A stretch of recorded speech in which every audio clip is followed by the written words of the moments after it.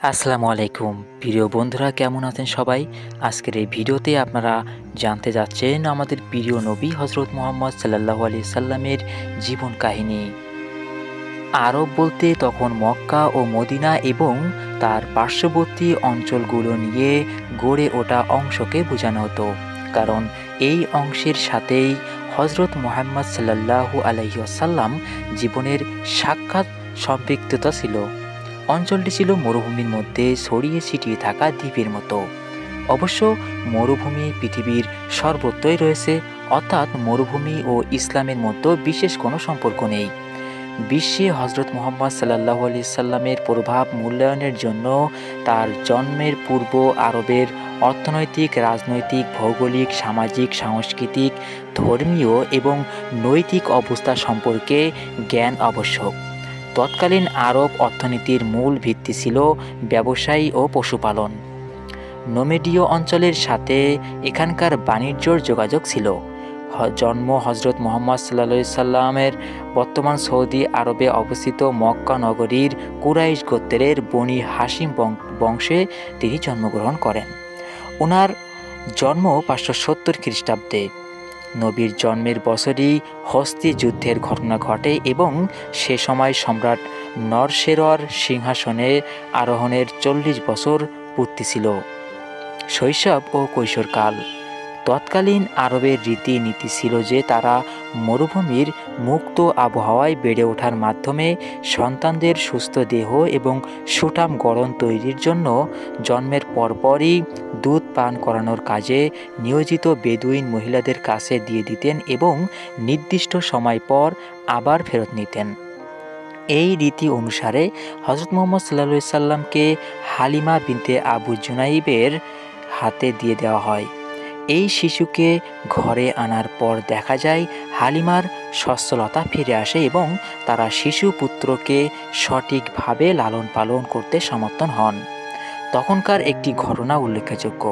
শিশু হজরত মুহাম্মদ সাল্লাল্লাহু আলাইহি সাল্লাম কেবল হালিমার একটি স্তনই পান করতেন এবং অপরটি তার অপর দুধ ভাইয়ের জন্য রেখে দিতেন।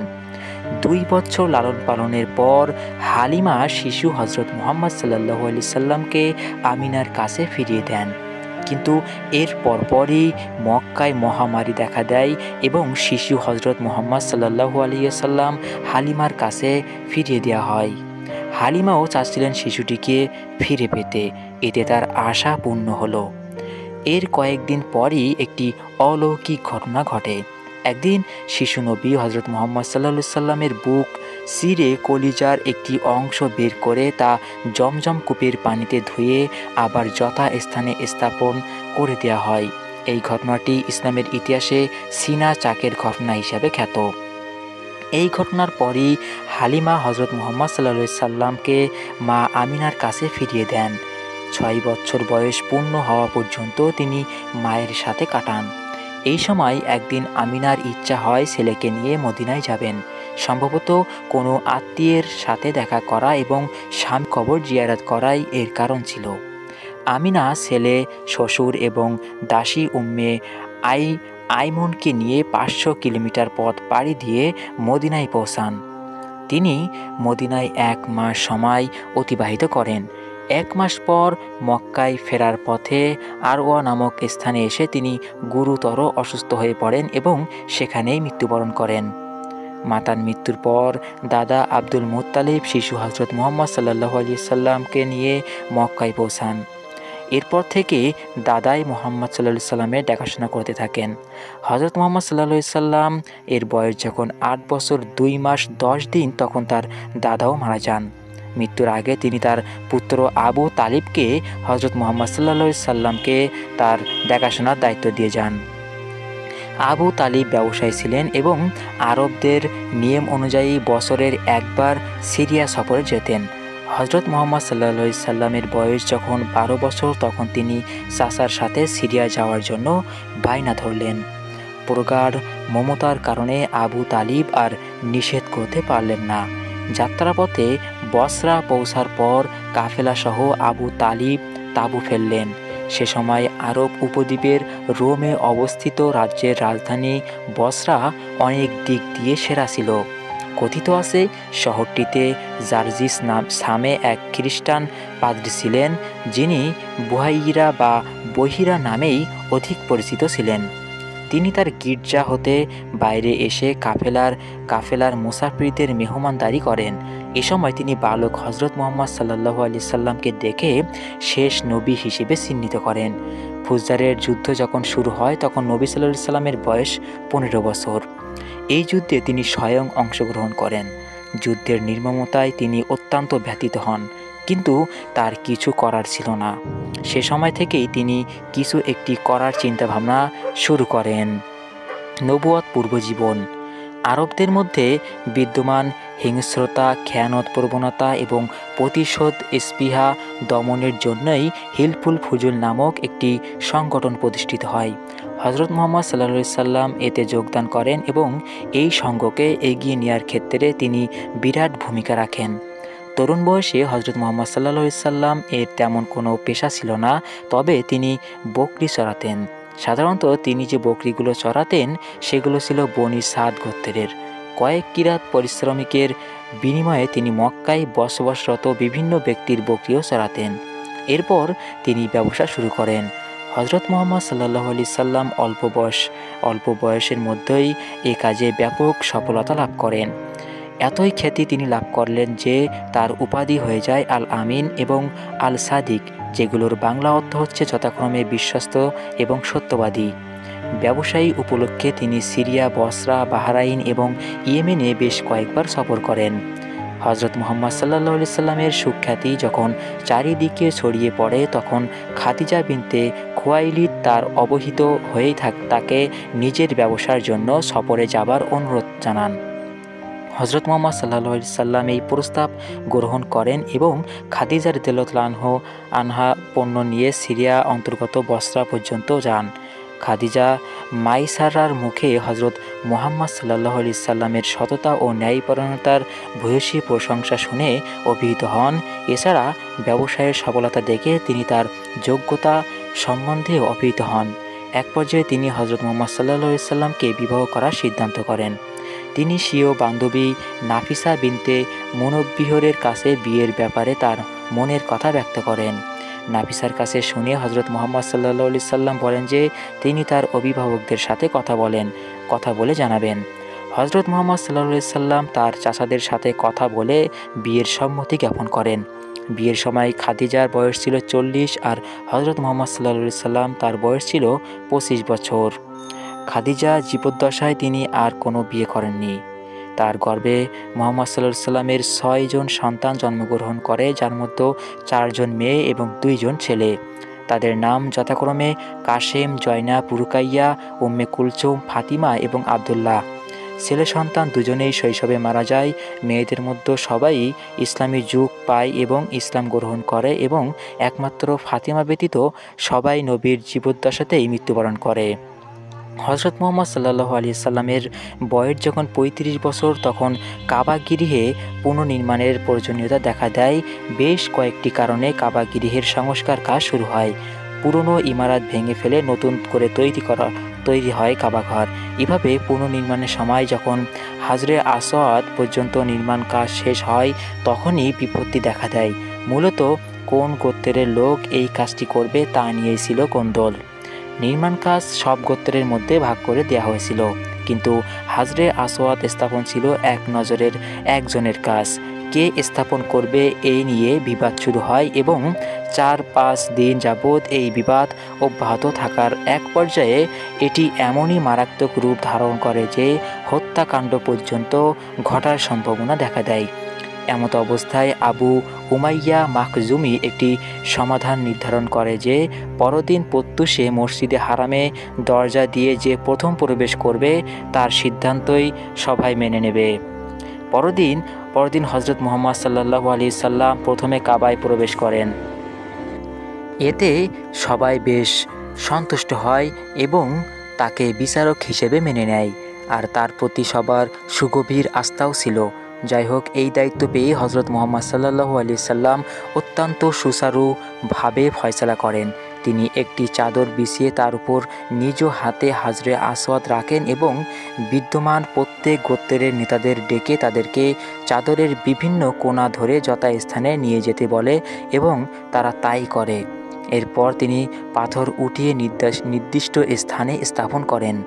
নবুয়ত প্রাপ্তি 40 বছর বয়সে হজরত মুহাম্মদ সাল্লাল্লাহু আলাইহি সাল্লাম নবুয়ত লাভ করেন, অর্থাৎ এই সময়েই স্রষ্টা তার কাছে ওহী প্রেরণ করেন।